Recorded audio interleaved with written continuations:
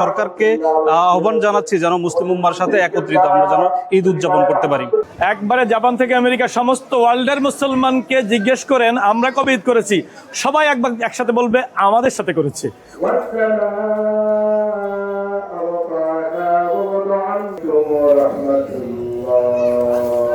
হজের পরের দিন কোরবানি ঈদ সারা বিশ্বে, আর হজের পরের দিন যারা রোজা রাখছেন তাদের রোজা হবে না, কারণ আমাদের আল্লাহ এক, রাসূল এক।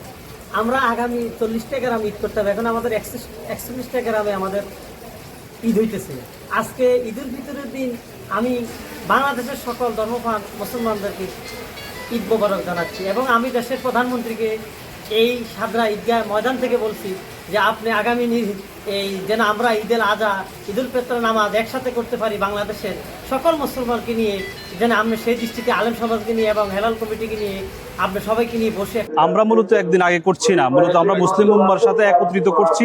তো আমি দেশবাসীকে আহ্বান করছি যে মুসলিম উম্মার সাথে যেন দেশবাসী একত্রিত ঈদ উদযাপন করতে পারি, সেই তৌফিক দান করে, এবং সরকারকে আহ্বান জানাচ্ছি যেন মুসলিম উম্মার সাথে একত্রিত আমরা যেন ঈদ উদযাপন করতে পারি। আমরা গত বছর আমরা ইসলামিক বিধান অনুযায়ী রাসূল পাক সাল্লাল্লাহু আলাইহি ওয়াসাল্লামের হাদিস অনুযায়ী আমরা ঈদের নামাজ আদায় করতেছি।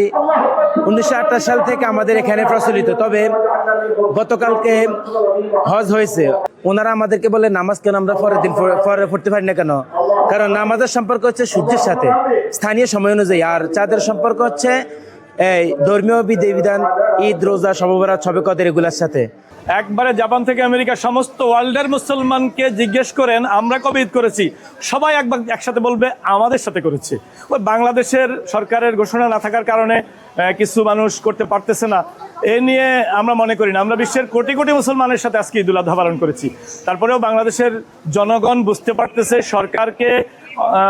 সরকারের সিদ্ধান্তের দিকে অপেক্ষা না করে জনগণ একটার পরে একটা জামাত বাড়িয়ে যাচ্ছে। জনগণ বুঝতে পারতেছে কি গতকাল হজ হয়ে গেছে, আমরা তাকবীর পড়তে পারলাম না, গতকাল ইয়ামে আরাফা চলে গেছে, আমরা রোজা রাখতে পারলাম না, গতকাল হজের দিন চলে গেছে, আমরা হজের দিনের আমলগুলোকে ব্যর্থ হয়েছি। এটা জনগণ এখন আর মেনে নেয় না, যার কারণে দিন দিন ঈদের জামাত বাড়তেছে।